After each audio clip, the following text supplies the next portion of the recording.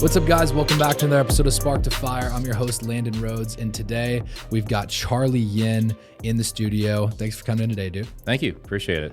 Yeah, this is going to be a lot of fun. Charlie has a lot of experience in the restaurant world. He's a restaurateur, entrepreneur, owner of local beer, patio, and kitchen. I spend entirely too much time and money there, so thank you for that. I love that place. Not possible, yeah.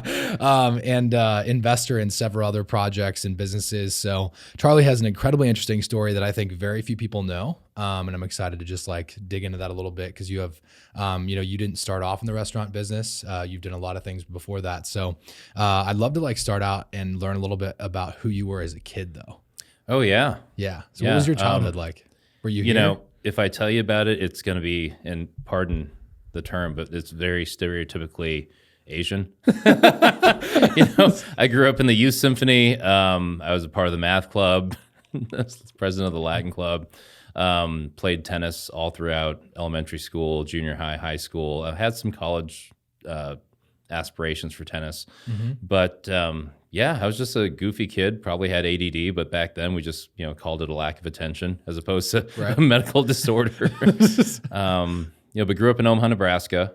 Went to Montessori, went to Crestridge, Beveridge, went to Central High School.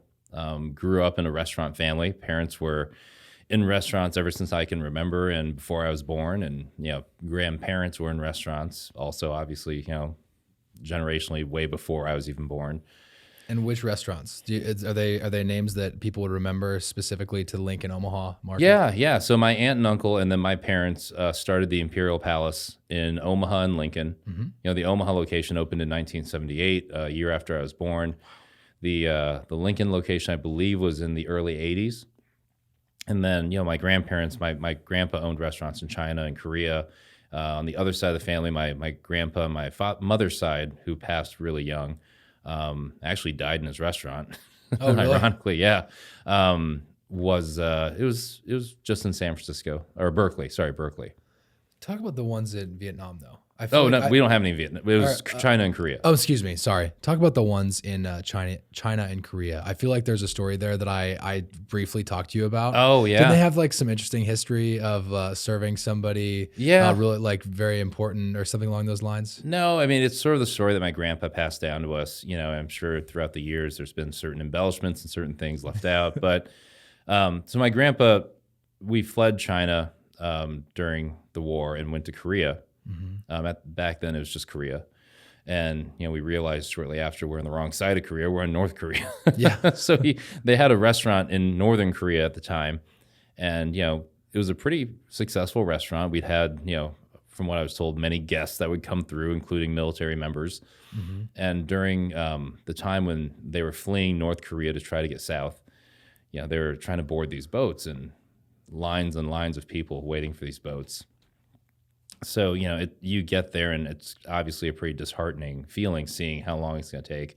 My grandma and grandpa had my father, and I think my Aunt Wendy with them at the time. And they're running and they tell me stories about, airplanes and bombings and buildings shaking and rubble falling. Really? And they finally get to the boat and they're waiting and, there's a subconscious realization or maybe just like an unspoken realization that we're not getting on a boat. The boats are pretty full, long lines, people fighting and everything else. So, one of the generals sees my grandpa and he's like, "Oh, Mr. Yin." And he realizes like, "Oh, this is a regular of my restaurant.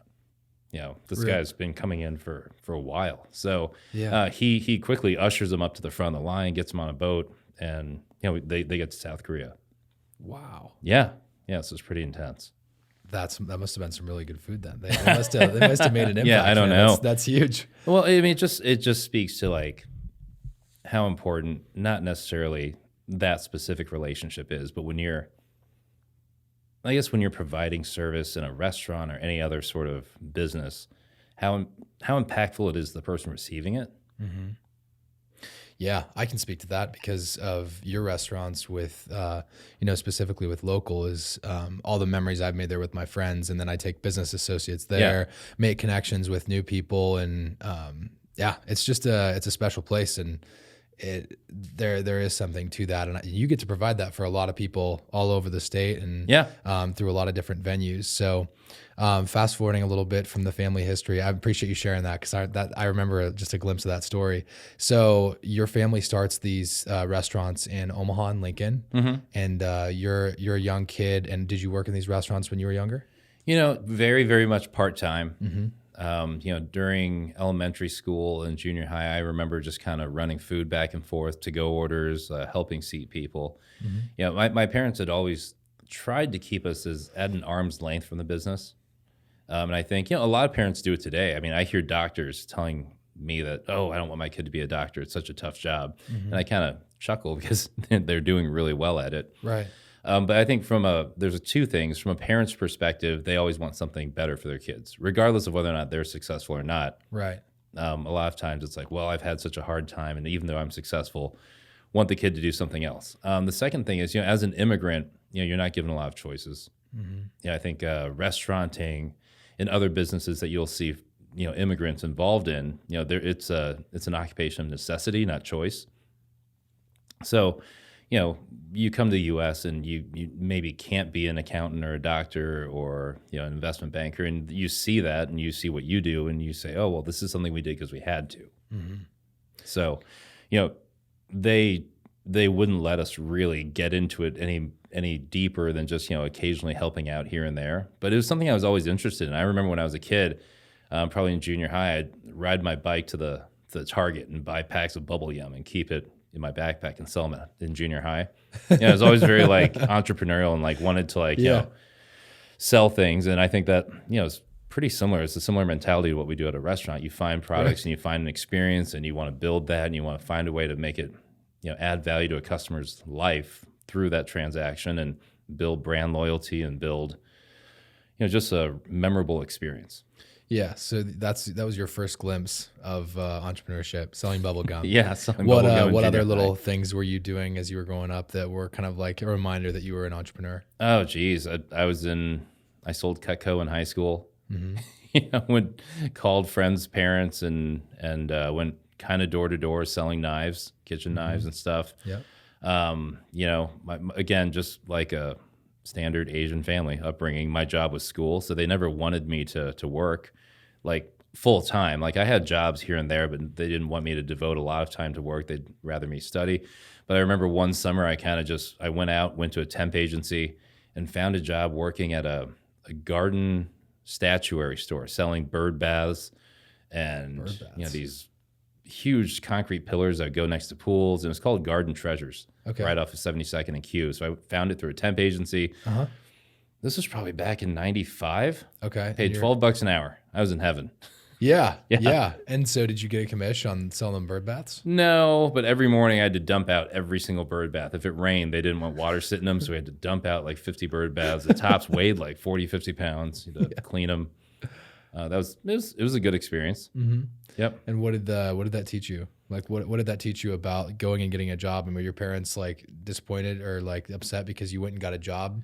Because they wanted you to focus on school? Or yeah, they did. I don't think they were disappointed per se, but I think they were impressed with just the general. I don't know what work ethic, gusto to go get a job. Yeah, the ethic and not necessarily they wanted me to go against their wishes, but I was willing to go that far to get employment. That is cool. Yeah, I would have a tough time, looking at my kid in the future too and saying how dare you go get a job, at a young age that you want.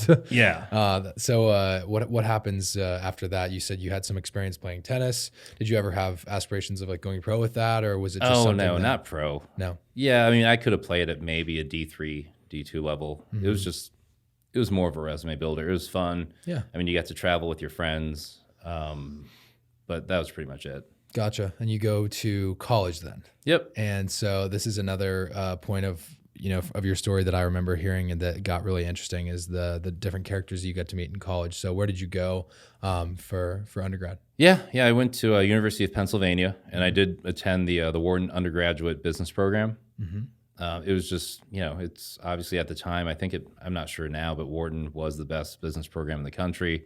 It's always pretty much vying for those top few spots. But I think one of the most important experiences I had there wasn't necessarily the curriculum. I mean, to be very honest with you, academically, I've never been too devoted. I think I could have done really well in college, but was probably an underperformer because I placed more emphasis on the life lessons I was getting there. Yeah. Just being engaged with such an interesting and foreign group of my peers, having left Nebraska very few times growing up. We would vacation, Right. but you don't live in a spot for months and months. Just moving to the East Coast, it was like night and day. Right. So Yeah. what were some of the things you noticed when you were on the East Coast, specifically at Wharton? Oh, just the diversity. Yeah. I mean, it was the first thing that was really just stunning. And that's not so much a Wharton thing. That's more of a Philadelphia thing. Mm-hmm. Nebraska is predominantly Caucasian, but you go to Philadelphia and you live on campus, which is West Philly. Mm-hmm. We all know the song, right? Right. Yeah. Yeah, from Fresh Prince of Bel-Air. Fresh Prince. Yeah. It's not a joke. I mean, it's, you're much like a lot of the other Ivy campuses. You have Yale that's in New Haven. Mm-hmm. You have Columbia that's in Harlem. You have UPenn that's in West Philly. I mean, they're very, I don't know, they're on the borderline. The neighborhoods are always on the borderline. Yeah. Gotcha. There's a lot of muggings, a lot of theft, but it's real life. Like, Did you ever get mugged or stuff stolen from you? When the you guy were next to in me your school? got his room broken into in our fraternity house. Uh-huh. Like they bent the bars open, dove in, like stole all the stereo equipment, stole his bike. Had a few friends that got mugged. But in general, yeah, just it was completely, being in Philadelphia was one of the best experiences of my life. Yeah. And like that comes with the territory, right? Yep. It's just being in a cool, diverse place like that. So, so talk about a few of the people that you got to know in college that kind of led to your career path too. Yeah, I mean, they weren't necessarily people that led to the path I took. I think in general, you go to Wharton and, one of the first things that it just makes sense is to move to New York and pursue a career in whether it's finance or consulting or wealth management or being an investment banker. I mean, it's just what you go to school for. Mm-hmm. But, the relationships and some of the folks that I met at Penn. So went to school with Donald Trump Jr., who was basically he was my year. I think he was a Fiji. I was in Pi Kappa Phi. So, but I had a lot of friends in his fraternity house.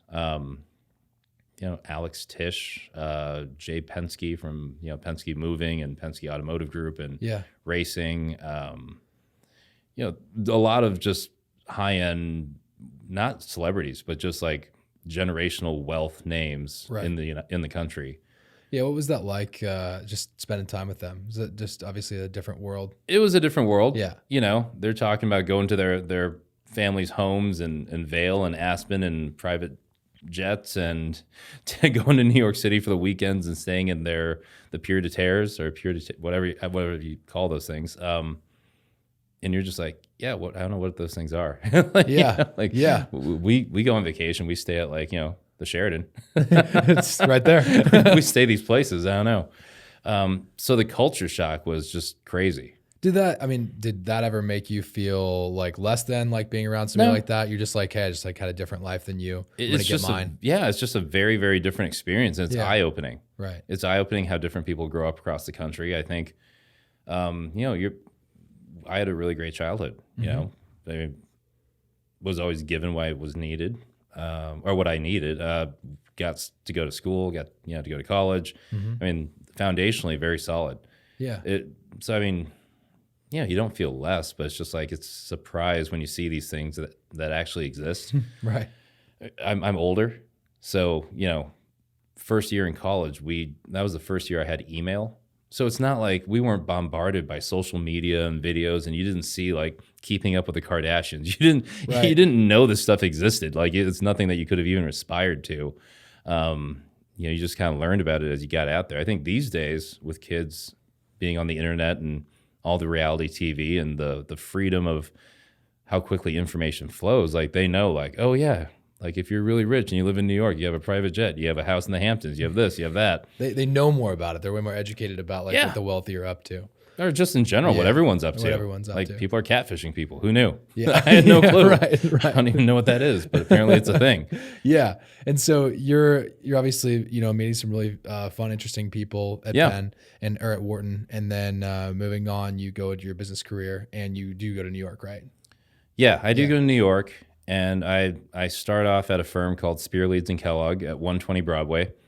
Our office for the first 4 years of my career was, if you ever see the first scene in Wolf of Wall Street where Leonardo DiCaprio walks into his office building, like the first job he has in New York, that was our office. Oh. Yeah. Cool office. Oh, I'm going to watch that way differently now. I want to make sure to pay attention to that. Yep, around the corner of Broadway and Wall. Right when he walks in that first door, and his supervisor walks in, he's like, "You are scum. You are nothing. You are less than nothing." Yeah. So the lobby's gorgeous. It's the 4-5 pulls in right underneath. It's all marble, really high ceilings, a lot of like beautiful arches. So that was the building. So right above us was Elliot Spitzer, who in and of himself was a pretty controversial figure in finance. And then, being on Broad and Wall, like you make a left out of our door, you make another left, you're right on Wall Street. You have the huge bull. You got, the New York Stock Exchange there, the American Stock Exchange right around the corner. Yeah. And so what was it like? Just give us a little bit of what it's like to live in that world. And what was your first job title when you got there? Yeah. So living in that, it was such a culture shock. Yeah. It was everything that you would think Wall Street would be as a first-year employee there, as a new employee. Everything from the opulence to the they were just grinding all the time. Yeah. The intensity of all the employees, the party lifestyle after work. It's all true, and it's probably more intense than it's actually portrayed in movies. Like movies, you get the highlights, but like literally things like that are happening every day. Yeah. 100-hour work weeks, and then you're probably like 70 to 90. Yeah. 100 hours is pretty hard. I know people say it, but trying to work 100 hours just fitting that in actually is very, very difficult. Yeah. After about 85, 90, you start like, well, when do you use the bathroom? Like when, like you're only sleeping like 3 hours a night. When do you use the restroom? When do you do laundry? It's like, right. Yeah. And that's when you just start paying for convenience. And you're like, okay, whatever I got to do to get back to work, because that's what makes the money. So what was your first job like? Like talked about like a day in the life of your first job. Yeah. So we were one of the first electronic trading platforms. It was called Ready, Routing Execution Direct Interface. So we would take, it wasn't retail flow. It was like professional order flow of securities. And we'd route it through our system to different exchanges. We'd help larger institutional clients execute orders in a strategic way. So we would support those customers. We would basically go on site. We'd build relationships with the hedge funds or the mutual funds or, the plethora of different like institutions that would need to buy and sell securities, options, futures on our platform. And so they came to you because they wanted to do it in high volume and they wanted a very secure, quick transaction. Is that the idea? There was a million different reasons. These guys will have sales traders execute. They'll execute themselves. They'll use our platform for a low cost, low commission way in a anonymous way to execute order flow. Some of them would just use us, because later on we were purchased by Goldman Sachs after the first year I was there. So they would use us to build money or to build a relationship with Goldman.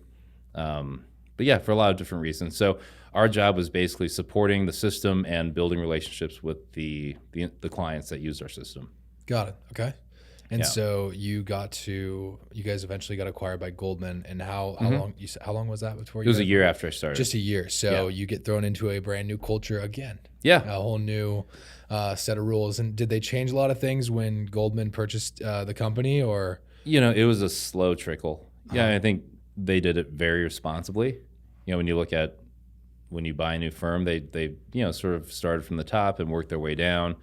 But in a lot of ways, I was sort of already used to the Goldman culture, like having gone to Wharton, having done a lot of things that are things that lead to a job at Goldman. Our culture was very different because we were a electronic routing, market making, New York specialist firm. It was just a little bit different. We weren't an investment bank. Right. Goldman, I think, is more well known for being one of the largest, most successful investment banks in the world. But from the securities perspective, we did a lot of things they didn't. Gotcha. And so you guys were their kind of step into that world, or they, like different little piece inside of their company that help them diversify a little bit? Yep. Spear, Leeds and Kellogg was the second largest clearinghouse in the country at the time. I think Pershing Capital was the largest. We had a really strong market making group, which is basically, how you facilitate trades on the NASDAQ. Okay. We did have a specialist group, so each one of those seats had a value in and of themselves. They were acquiring, a business that didn't do a lot of the same things they did. Got it. And so you're there. Your things are going well, and it is your plan at that point to just continue to crawl or to climb up the Goldman Sachs ladder at that point, or what are you thinking how old are you, by the way, at that point? Oh man, I was 22. 22 years old. Yeah. I cannot imagine doing that at 22. I mean, were you like, right? Were you like terrified, or you were so used to, like you said, you were used to the culture of like being somewhere new as an 18, 19-year-old kid? I was getting used to change, but it is very intimidating. Yeah. To the point, like, I'm still intimidated now, like even more so when I realize who I was working with. In hindsight, just to understand, like to have a full understanding of like, the opportunities that were there and all the people that you were working with and how amazing they were. I mean, Hank Paulson was in my line, Lloyd Blankfein. At the time when I became an associate, he was a vice president. Wow. And when I became a vice president, he was a managing director, and now is, the number one guy there. I mean, I'm not sure, is he still? I don't know. I don't know the answer to that, but for a long portion was running Goldman Sachs. And there's tons of people within the company that I worked with that moved on to these huge roles. Duncan Niederauer ran the New York Stock Exchange for quite a long time. And these are guys that you were rubbing shoulders with. You were on the line. Like, I was working for them. I wasn't rubbing shoulders with them. But working for them. Yeah. And then, how often you like communicating with these guys? Hank Paulson never, literally twice in my whole career, and it was usually like at a town hall where he'd get up and speak. Mm-hmm. Lloyd Blankfein was a little bit more often, maybe like 3 times in my career. Yeah. But Duncan Niederauer worked in our office. Like he was there every day. We would, I was probably, I don't know if you even knew I was there, but he officed like 3 desks away from me. Yeah. Right.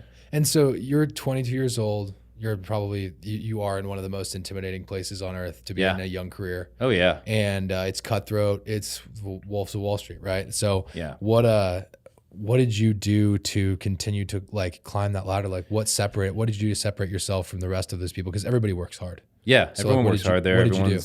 Everyone is immensely intelligent there. I mean, I cannot stress that enough. I mean, I consider myself like somewhat intelligent. I mean, they were just light years ahead of me. I mean, it's hard. I don't know. In my that's career, scary because you're smart. You're a smart dude. If you consider them light years ahead, that's scary.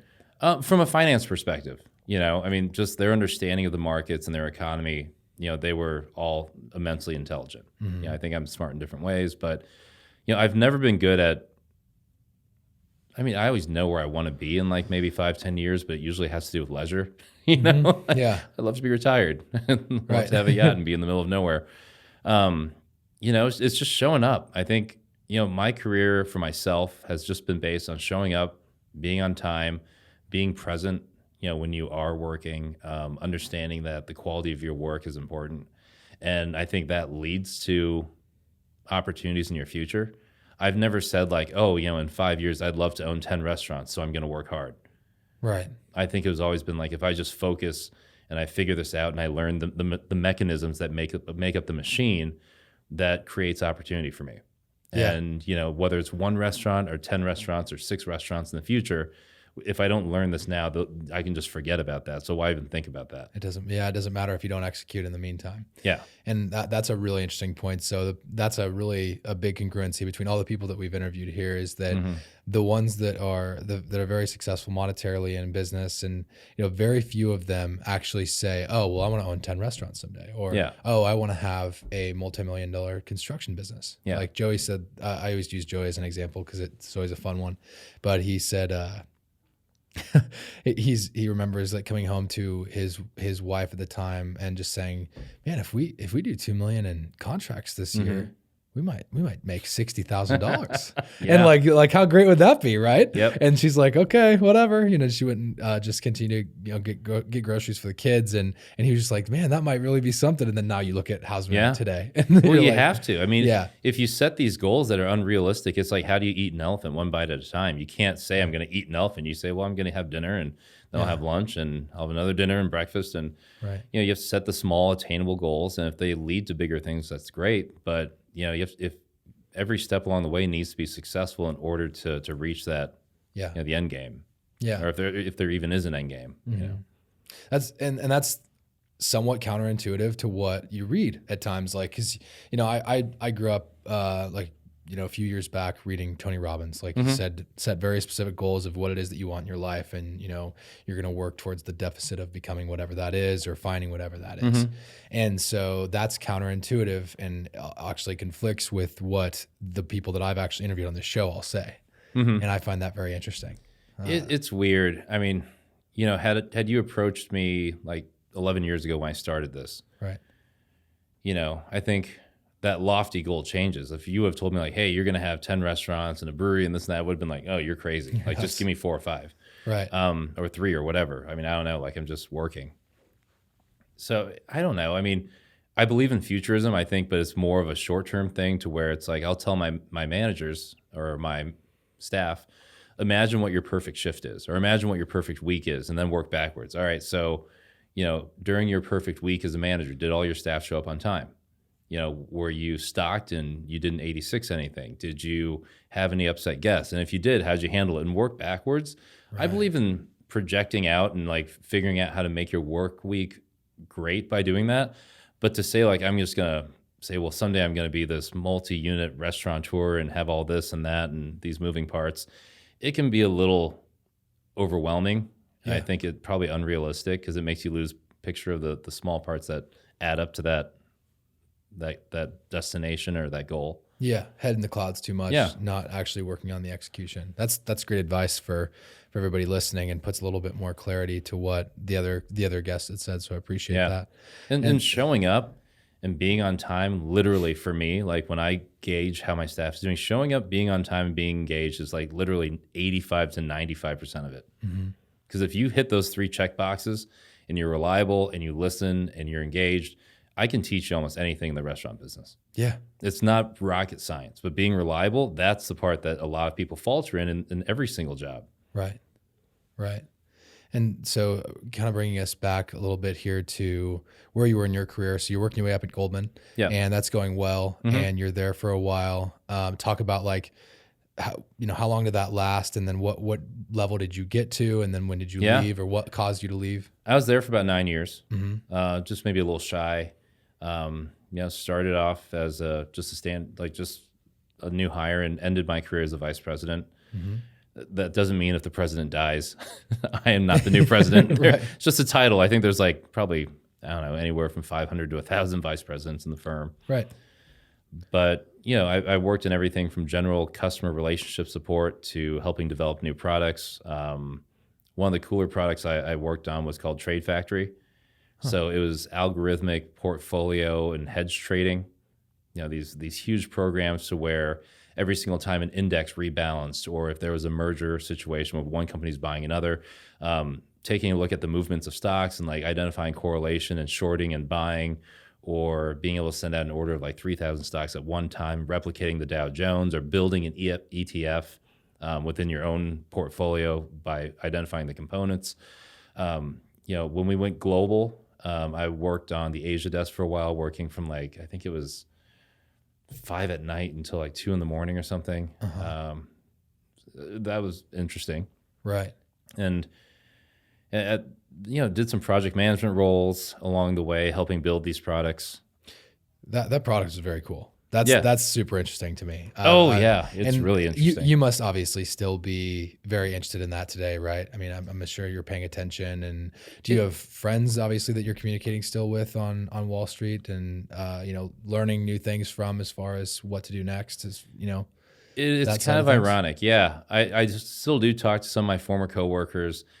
I don't monitor that stuff because that stuff you're really getting granular. Like, unless you're a firm that's trying to do all these crazy trades, no, it's just it's not applicable to my day-to-day life. Right. I'll watch the markets for my own portfolio, things I want to trade, things that make sense.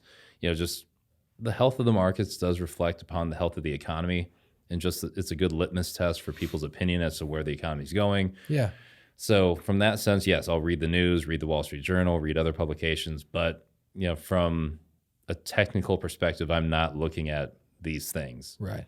Gotcha. I'm more concerned about the price of ground beef at this point. Yeah. Yeah. No, absolutely. Which has fluctuated 300% since COVID. I mean, we were all the way up from 210 to 620, back down to 540, and now we're just above $2 again, I think. And man, heck knows where that's going to lead. But so, yeah, the career was all over the place. I mean, our product itself changed so much throughout the 8 years I was there, from being strictly an equities options offering to equities options futures, and then currencies, and then going literally global with the product to almost every single electronically traded market in the world.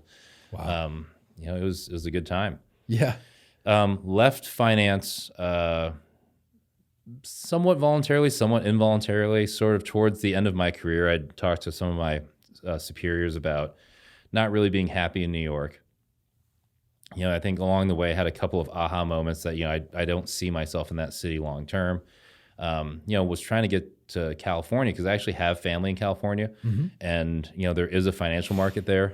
A lot of offices that have something in New York will have something in San Francisco. So was trying to do that. And then the subprime crisis hit, and, I was one of the ones that was let go, which, they laid off 10% of their staff in one day. So 3,000 people were let go in one day. Yeah, well, maybe what it was took that like? We got to talk about Yeah, that. I'm a maybe- huge fan of The Big Short, by the way. Oh, geez. That's one of So my all one of that my is favorite, real. Yeah, one of my favorite movies, hands down. I talk about it with my friends all the time. But Yeah. what was that like? Getting let go along with those people. I mean, you were clearly, like you Yeah. said, kind of on your way out, so you probably weren't like too awfully heard about it. But it's still gonna be a massive shock, right?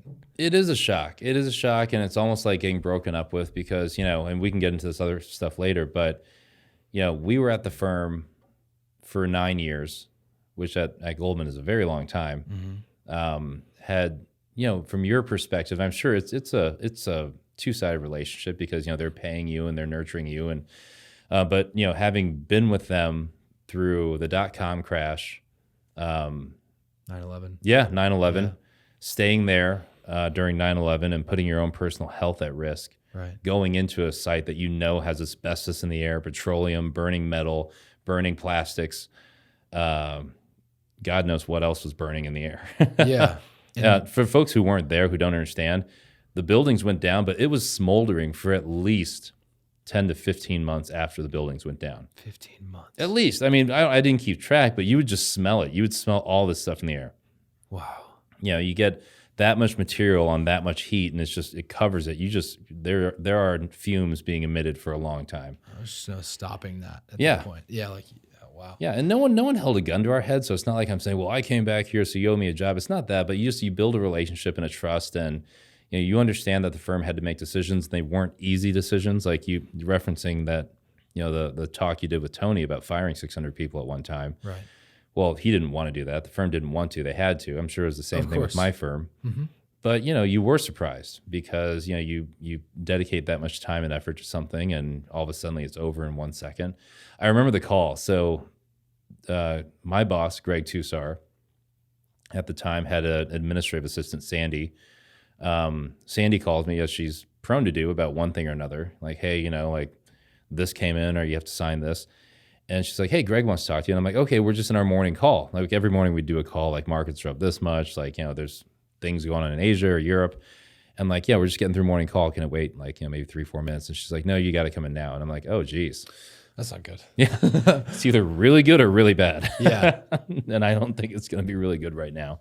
Because everyone sees the markets, right? Everyone, you wake up, you see the markets down 300 points, and like interest rates are being slashed, and, people are foreclosing on homes. So you go in and, Greg's in there, and he's got two people on either side of him. And I'll tell you the biggest indignity that happened during the firing, which now I look back and I just think is funny. But when I look at how I would have handled it and how they handled it, it was just still to this day, a puzzling situation. So I go in and Greg says, hey, listen, we're making this huge layoff, and you're part of that layoff. And I'm like, all right, that's fine. I was kind of wanted to leave anyways. I was shocked. But, so they escort you, they bring you down to a room with another set of folders and they say, okay, well, this is your severance package. And they didn't have my severance package. So I'm like, oh, that's weird. Not a huge deal because you'll get it eventually. Yeah, you'll find it. I'm sure it was chaotic as hell. People are leaving, they're pissed off. I mean, well, yeah. I mean, you look at all the banks that closed, like Lehman Brothers closed, and Bear Stearns was in the shitter, and all these banks were like taking what was it, TARP at the time, trying to fend off illiquidity. Yeah, so it wasn't a surprise. No one's like, oh my God, you're doing layoffs. It's like, okay, well, I knew they were coming. I'm not, yeah, and I'm part of it. It's not a huge deal. But then I remember after they didn't have my package, I'm like, hey, I just want to use the restroom before I head out. And they looked at each other and they looked back and they're like, we don't think you can do that. I've been pissing in this restroom for 8 years. Guys, come on. And you don't have my severance package. You can stand outside the door. I still, to this day, I don't get it. If they thought I was going to light fire to the building or just do something crazy in the bathroom. But at that point, they looked like they were scared. And I'm like, listen, it's not a big deal. I can use the restroom in the subway station. They're like, yeah, if you could do that, that'd be better. That'd be good. Yeah. please do that. That's the question I've never been able to answer is why did they get so weird right then? These people are firing probably 600 people a day. They're escorting them, getting them severance packages. I can't be the only person that's asked to use the restroom in this entire process. So right. Yeah, it's strange. Was there actually somebody out? So in the Big Short, they talk about there's somebody that's actually out there yelling into the hallways. Do not talk to the press. Do not do this. Is it anything like that happening? Or Goldman was always one of their strengths among the many, where they're always very good with managing their the inflow and outflow of information. Mm-hmm. So there had been a lot of memos and a lot of talks with staff saying, hey, if you get approached by media, this is the proper channel. Please contact your media representative. Please do this. Please do that. It was all very respectful. It wasn't like you can't. It was just hey, you're representing the firm and we need to pass the right message along. And you might not know the right message, so please refer back to the right person. But yeah, they were controlling the information going out and justifiably. Right. It makes sense. It's an emotional day. A lot of people losing their jobs. And so you go out to California. Mm-hmm. Yep. So just wanted to take some time off, went to California. One of the first things I did was just join a golf club and hang out and golf for about, I think, 5 months straight. Mm-hmm. Just, I'd been in the finance industry for 9 years, super stressed out. Yeah. So. So just a huge time for reflection. Do you have a wife or kids or anything at this point? No. I mean, at the point I was single. Right. So, was dating my now wife. A lot of time for reflection. One of the things that I try to tell folks that I know, that are really hungry, is just to figure out what you're hungry for. No pun intended. I'm in the food business, but when I look at a chart, if you were to be able to chart, or if you were to be able to quantify happiness from a 1 to 10, and look at how much money I made, and that's easy to quantify because it's just a tax return. Right. There's never once been a correlation with how much I've made and how happy I was, ever. Almost conversely. Right. I think as you work, and the thing that I always say is find fulfillment. Fulfillment is something that you can sustain, and fulfillment leads to happiness. Mm-hmm. And fulfillment is a compilation of all your achievements and failures, lessons you've learned. If you're fulfilled, that'll lead to success and happiness. Right. Whereas if you're just chasing happiness, that's like doing drugs, right? Yeah. You equate money exact with happiness too. Yeah. If you're pushing and you're trying to make money because you think it's going to make you happier, that's there's a news flash. It doesn't work like that. Right. Right. And that's coming from an extremely successful guy. He's a humble dude, but he's not going to say it. And that's, but you're talking about me? Yeah, I'm talking about you. Geez, talking about you. You have been really successful and you have done a lot. And so I think that's really important for people to know, because there are a lot of young hustler entrepreneurs that listen to this. And that is really important to know. And again, goes back to a lot of what we've heard from other guests as well. When you're working with successful people, I think a lot of people who reach a certain level just have a good BS meter. If you're engaged and you love what you do and you are fulfilled and you're pushing and you're pushing, they see that, they can understand that. Whereas if you're just in it for the buck and you're trying to find investors or you're trying to build relationships, people can see through that. Like people just they have a feeling someone's trying to sell me on something. Right. Right. Forget trying to find investors, just in general in your life. If you just keep chasing money and you think that's going to equate to some sort of like, oh, one day I'll be able to feel like this if I just get that, it doesn't work. No. But, doing a great job and understanding that, you've built something and, that you're helping people and, all that leads to being successful. Mm-hmm. So you leave California after 5 months of just kicking it. No. So I was relaxing. Oh, sorry. What was that? You were relaxing in California for 5 months, golfing, just de-stressing from 9 years straight of just grinding your face off in New York, basically. Yep. Well, I was in California, and then my parents had told me, "Hey, your uncle and aunt are opening a second restaurant in the Old Market." They'd had the first restaurant since 2001, so it was due.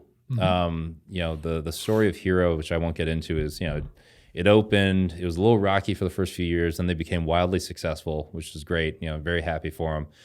But at about year 8, so they opened in 2002, and in year 6, so 2008, they were very close to opening in the Old Market. So, from my perspective, the restaurant industry is risky. Like I think it's one of the riskiest industries out there. But you thought that before COVID, though. I think. Oh yeah, I've always thought that, right. And we can get into that too. Yeah. But I was single, didn't have a mortgage, didn't have kids, didn't have a wife, and in my brain it was just like, well, yeah, I understand my parents don't want me to do this because it's not a great life, but if I'm going to try it, I got to try it now. Like if I have kids and a family, trying to be a restaurateur is going to be a nightmare. Right. If you're established, it's very manageable, but trying to cut your teeth in that industry as a family unit is very difficult. Right. It requires so much of your time and dedication. Super stressful, and that bleeds into your family life as well as your personal life and your business life. So, being somewhat isolated at the time, it was a huge advantage. Right. So you're coming back now. Yeah. You're back in Nebraska. No, still in California. Still okay. So in had the aha moment, like now would be a great time to try this.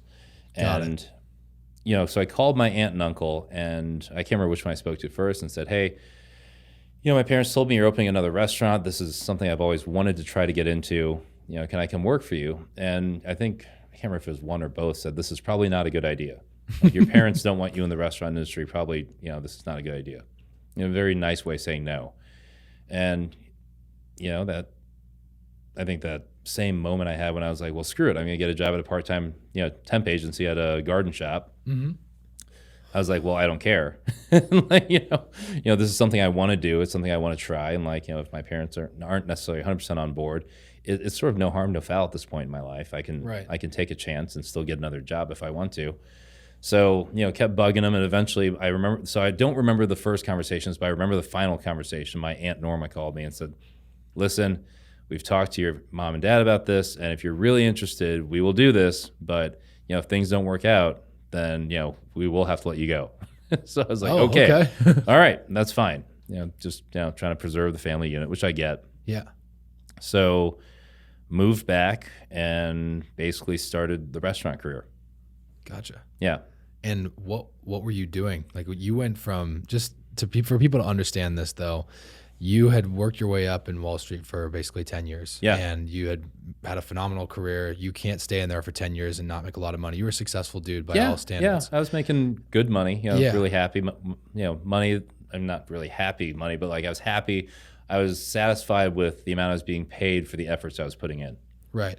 And so you're coming back now, and I'm guessing that the family business doesn't exactly pay like Goldman did. No, it doesn't. It does not. Was working. Not for free because I was receiving an education, and it was for my family, and it was sort of a trial period. So I was working for no pay for about 3 or 4 months. Right. Just learning the business. So literally hosting, like not sitting in an office being a manager, but I was at the host stand. I was serving tables. I was bartending. I was waiting tables for quite a while. That went on for about a year. Just getting the full picture of everything that's happening in the restaurant, which I think is really important. There's not much education in the service industry that can replace hands-on experience. Right. So did that for a year. And then we finally opened our downtown location, and I was a manager there, which, if you've ever managed a restaurant or any other business, it's ordering food, it's hiring, it's firing, it's, glad handing and working with guests to make sure they have a pleasurable experience. Mm-hmm. I think that went on for about 3 years. So we're 4 years in at this time. Right. And, at that point, I just had a conversation with my uncle saying, like, I'd really love to buy into the business. I'd love to be an equity owner. And, we found a way to make that happen. So this is about year 4, or maybe 3.5-ish. But yeah, at that point, I bought into the restaurants, and we were aggressively expanded. So we expanded to Lincoln in the rail yard. We opened a shop in Millard. We opened a shop in South Lincoln. And we had our one in Maple already and the Old Market. Mm-hmm. And then somewhere between those two, about 6 years ago from now, so 2014, we opened our first local beer patio and kitchen. And then I think the second location was Nebraska Crossing, then in the Lumberyard in Millard, and then South Lincoln as well. So, yeah, I mean, it's been a grind. I mean, if you look at the 11 years I've been doing this, the first 4 were strictly as an employee. Mm-hmm. It was a great learning experience. And then the next 6 to 7 were as an owner. Yeah. But, I mean, what that means as an entrepreneur yourself. It doesn't mean anything. It's what you make of it. Yeah. It's all about what you make of it. Exactly. And the lessons you take away. So you decided to help basically expand on the Hero franchise. Yeah. And then what made you decide I want to try local? Yeah, it was an interesting situation. So the landlord brought us a space that was downtown in Omaha. It was surrounded by hotels and condominiums. And, he had tried to change the concepts on this bar. And, his whole marketing pitch was, well, we're going to open a bar and we're going to market hard to the hotels and the condos here. And mentally, I'm thinking everyone does that. Like, it's not a surprise. Not a new concept, right? It's not a surprise that hotels and condos are here, and it's not a surprise that you want their money. So we need to think of something original. So, you just think, well, instead of marketing, how do you make people want to come to you? Right? So that's easier. And then, so how do you make tourists and, somewhat up and coming, kind of like younger folks want to come to a restaurant right now? And I guess the answer was locally sourced product, supporting local, whether it's farmers, ranchers, brewers.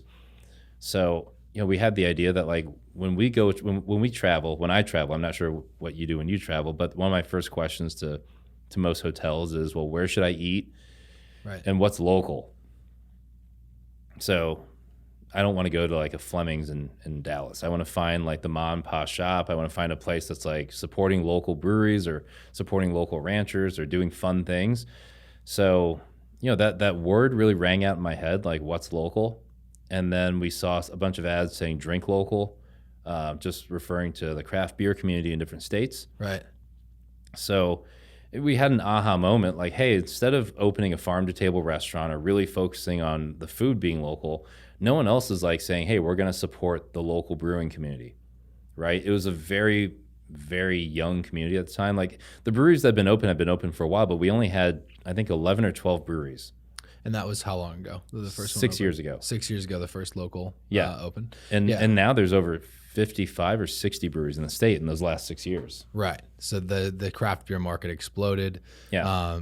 Taste changed. Right. Yep. People were more into IPAs and these darker, thicker beers, and so myself included, love a good IPA. Yeah. And one of your 5168 Half Brain, I think, was one of my favorite. Oh, great. ones. Yeah. I think you guys still have some version of that still, but but yeah, so that was a huge moment for you to see that, to say, okay, there's clearly some massive community here. We should try and be a part of it. And we should try and support it.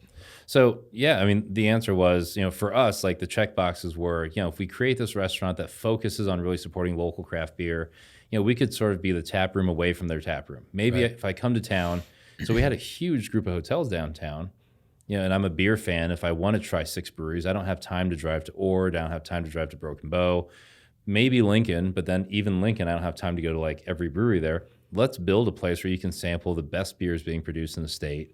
Have some TVs there for the sports fans. We wanted to be a gateway drug for craft beer. You know, there's some bars that have done an amazing job at promoting craft beer. Like if you look at Crescent Moon. Mm-hmm. Yeah. Or if you look at Krug Park in Benson. Mm-hmm. But they can be intimidating. Like if you walk in and you're looking for a Bud Light, you might get a few strange looks. Right. You You know, don't feel like that in local though. no, it's a sports bar. That. It's family friendly, but we have craft beer from the state. That's all we sell. You know, the first 3 years we were open, we sold Bud Light just because we needed to get people in the door. Right. But then at year 3, we said, hey, we're not going to do it anymore. You know, we really have to commit fully to being 100% craft beer. So we got rid of all Bud Light products, Michelob products. So we're now 100% Nebraska beer, except for 1 or 2 Iowa breweries, but they're really close. So. Right. And there's nice thing is you have options like a Kolsch like that you can replace that light lager with, or you probably have Or light Carl. lagers. Yeah, the cold as rice lager. Yeah. Yeah. That's our absolutely. own product. Yeah. So, you know, the plan for local, like the goals were, the first goal was to just prove that the business model could work. Mm-hmm. You know, would people go out of their way to come to a bar that only served Nebraska beer and support the breweries? And it did. Like that took off and it went really well. The second one was to figure out, you know, how much demand is there for it if we could open 2 or 3 locations, which we were able to. And then not the final, but at the time, like the big goal was to start producing our own beer. Yeah. And I think within the craft brewing community, you know, legitimacy is so important from every aspect, whether you know your beer, whether you're serving beer that's a certain quality, you know, how well do you know the brewers? Or do you care about the brewers? Do you really care, or is it just lip service? And then, you know, having our own brewery and actually brewing our own beer and having that in the restaurants for us was sort of the final step, right? You know, I'd like to think that, you know, we're either on friendly terms or really personally good friends with almost every single brewer out there that, you know, has a brewery open. Yeah. But, you know, having our own brewery just kind of put the icing on the cake. It's like, yeah, now we're producing our own stuff. And, you know, we have a rule at almost every local that our own beer does not take up more than 10% of the tap space. We don't want to become a tap room for our own brewery. Our mission was to always support local brewers. And that's all of them. So we don't just want to push all of our product out there. The only exception is Lincoln, in South Lincoln. That's where our brewery is. So we do feature more, but it's because the brewery's attached to the restaurant. Yeah, and it's really cool to sit there and see it, right? You know, when you're getting your, because they'll have the garage door open and they'll be working in there, and I always love seeing that when I'm getting a burger there. So so that was how we started local and how we, you know, the plan and how we executed. Gotcha. And so, how did you? So when you got into this, you had obviously had some management experience, hiring, firing, like you said. So you basically getting into local or getting into the restaurant industry in the restaurant general? industry first. You as a manager, you basically learned from the ground up, and then you were able to take all that experience and go apply it to local. Yeah.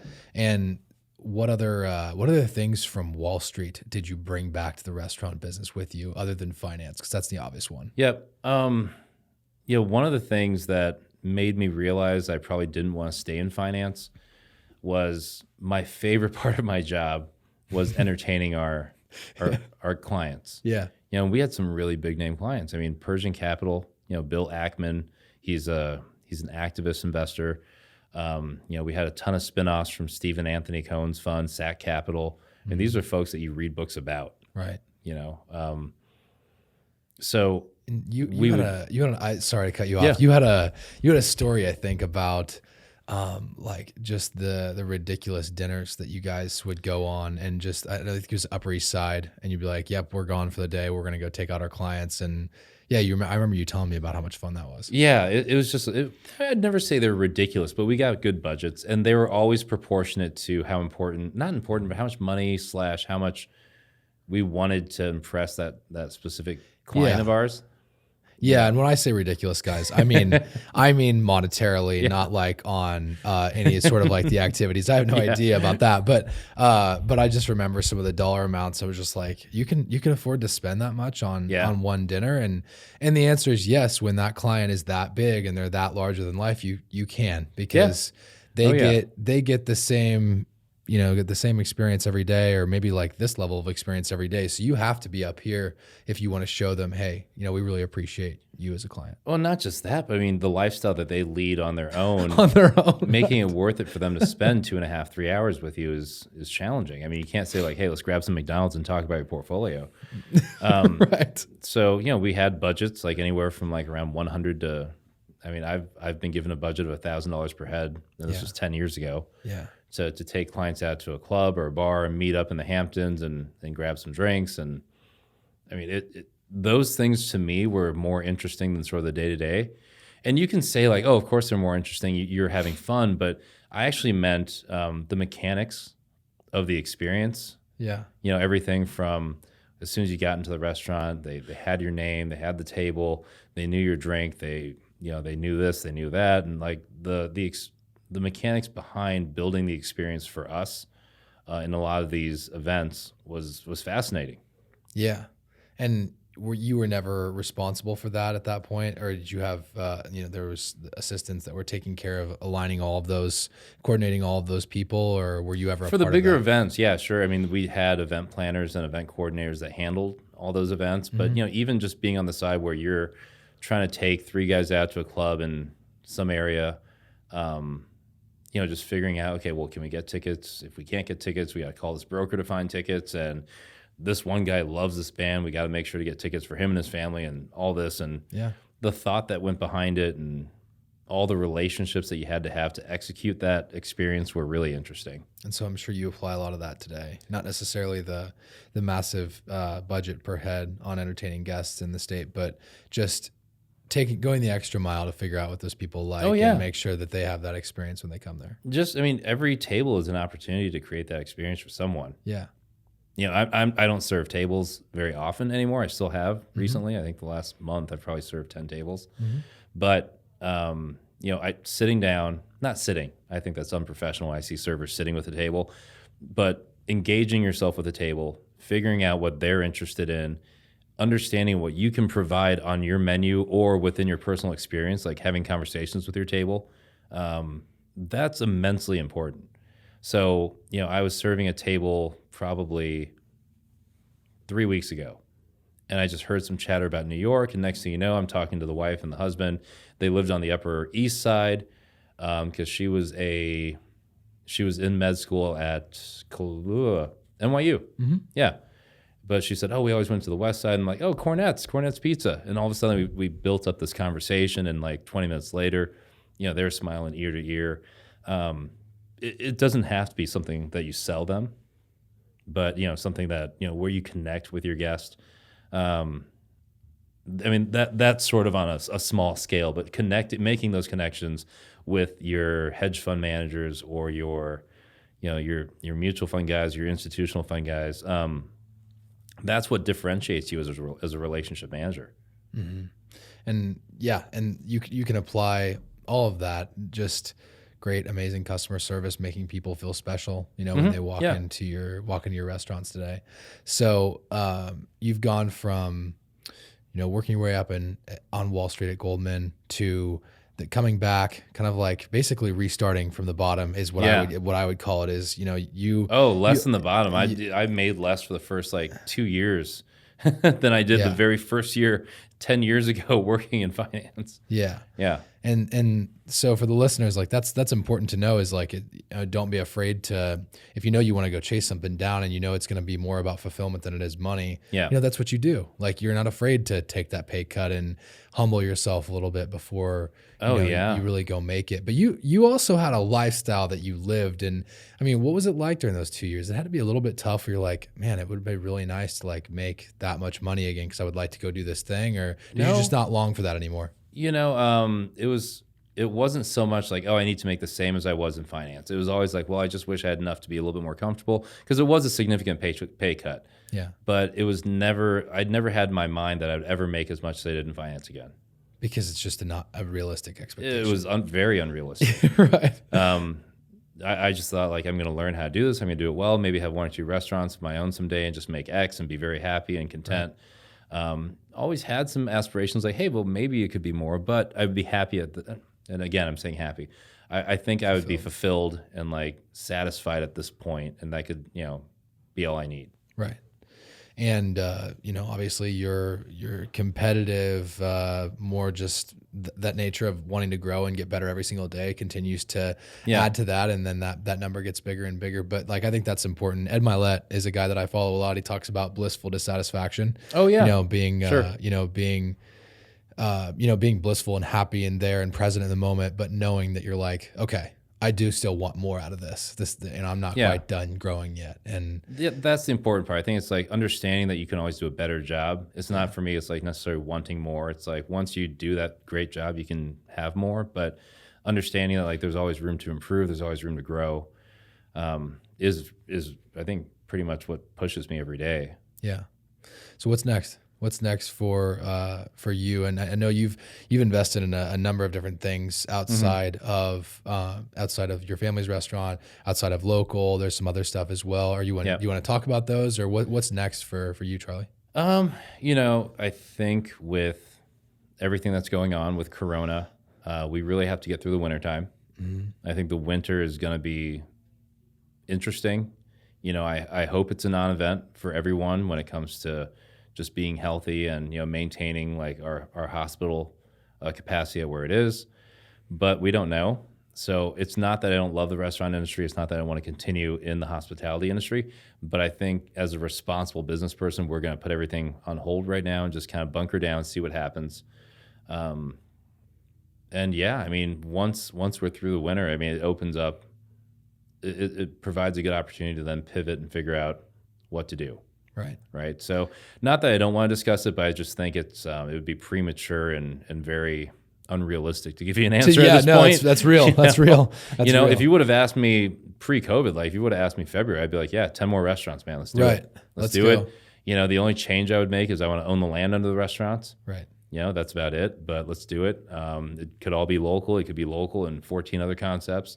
Mm-hmm. But the way that we entertain, the way that we feed ourselves, and the way that we spend time with our friends and family could drastically change in the next year. So you don't want to be left holding the bag with this antiquated system like, well, I own restaurants. That's great. It's like, well, we're not going to restaurants. We're going to this other thing. We're doing this. We're doing that. Right.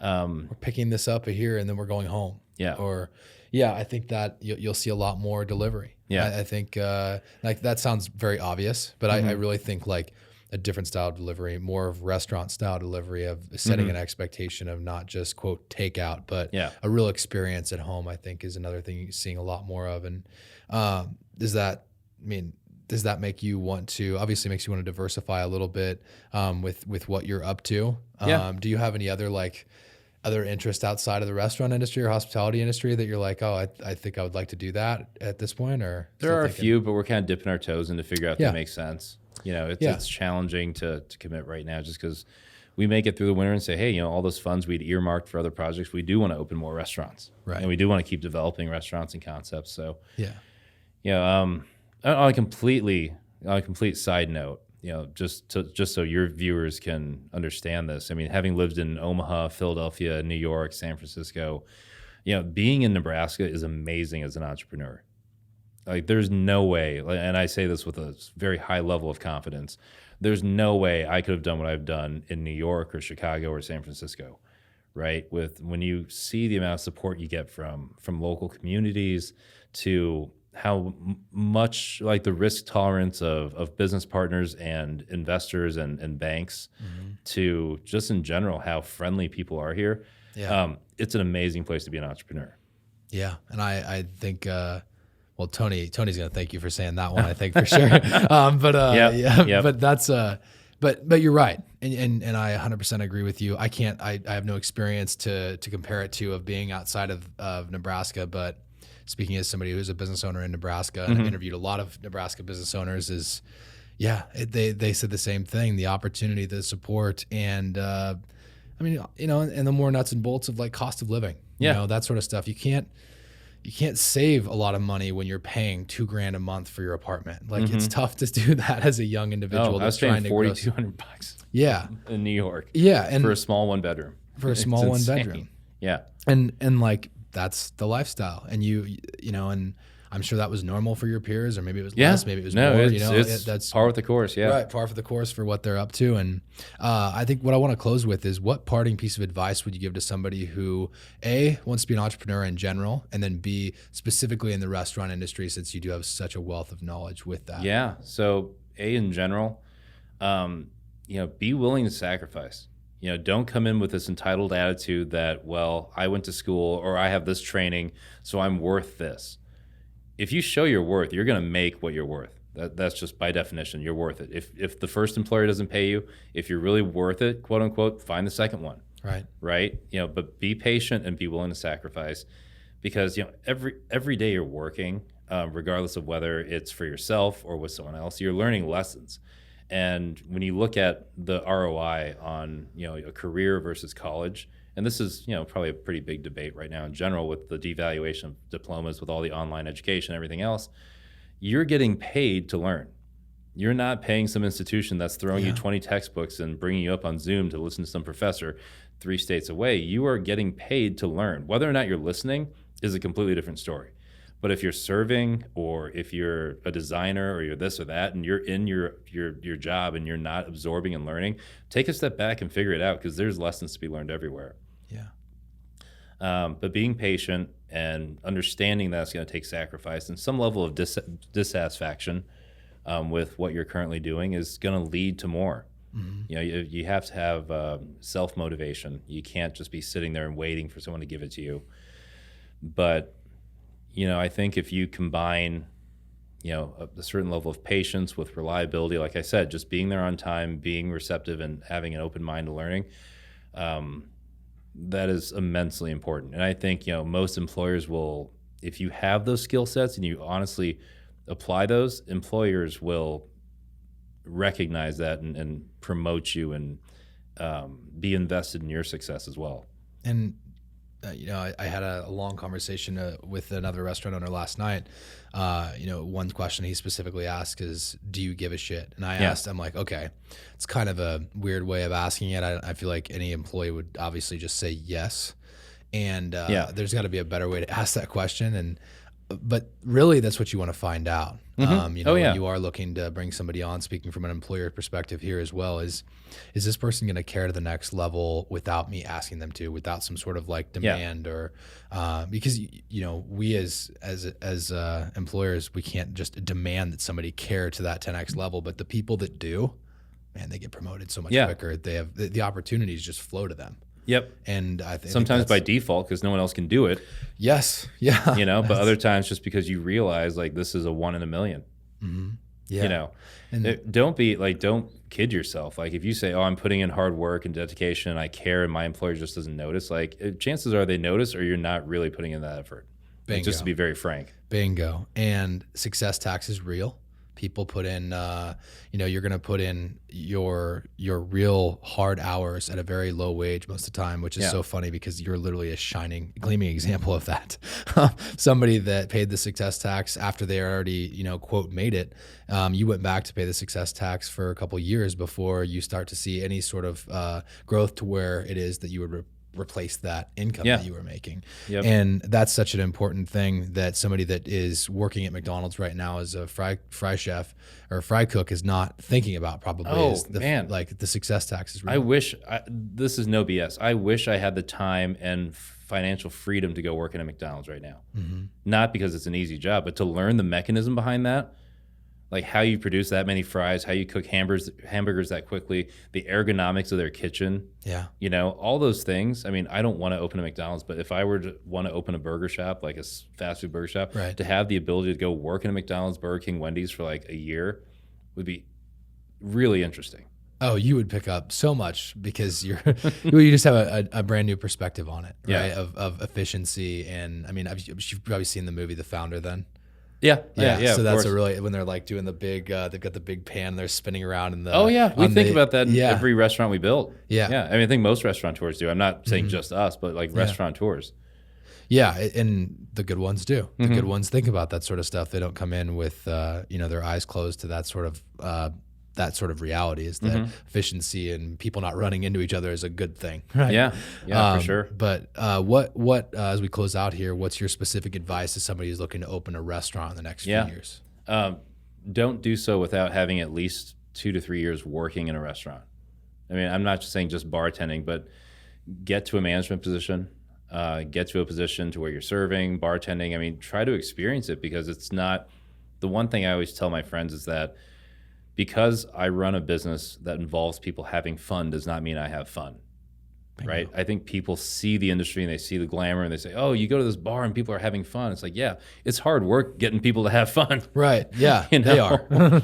You know, it's a stress. You're there on the weekends. You've given up every weekend of your life pretty much because that's your busiest time. And I'm talking about in the beginning, not now, but from the second a restaurant opens, not for business, but just opens in general, like, hey, we opened 5 years ago. From that day forward, that thing is hemorrhaging money. Because, you know, if you're an attorney, your goods are your desk, your computer, your paper, and your brain. Nothing is perishable. Right. From the second we open, we've had anywhere from $15,000 to $30,000 in inventory that's slowly going bad every day. And if it doesn't go bad, someone could steal it. And if it's not stolen, someone could eat it and not pay for it. We have people running out on tabs, not often, but it happens. Equipment's consistently breaking down.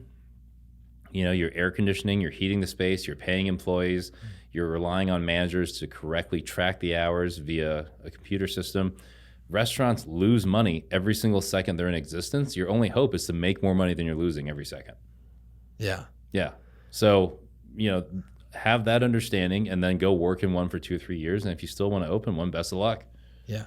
Yeah, it is a very, very rewarding industry, but at the same time, you just feel like you're on this boat and you got your finger in 3 holes that are that are leaking water all the time. Yeah, yeah, that's a good way of describing any first year business, but yours specifically with losing so much and just food going bad. I mean, just understanding that the inventory shelf life that is going down, down, down. If you want to have great tasting food. Yeah. Well, there's that. And also, I mean, there's the transient nature of our industry. Yeah. You know, this is not to knock anyone that works in the food business. It's an amazing, beautiful industry, right?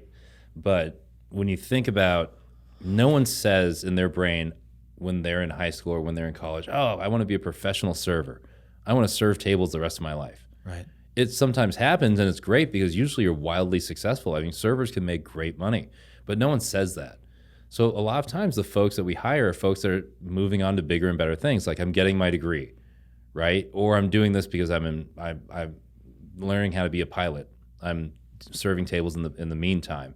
So it's not like folks set out to say I'm going to be a professional this. So you get a lot of in and out.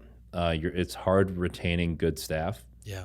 And the ones that we do retain, we're very fortunate to have. Like, we love our staff that's been around for over a year. We love all of our staff, but we feel fortunate when staff sticks around for a long time. Yeah, yeah, that's a huge piece of it, is the turnover. Yeah. And so when you dangle that carrot, you know, a lot of times people will take jobs as a nurse because people grow up saying, someday I'm going to be a nurse. I'm going to help people. It's great, but you know, I mean, most of our servers make more than nurses, first-year nurses. It's not a money thing at that point, so it's hard. Yeah.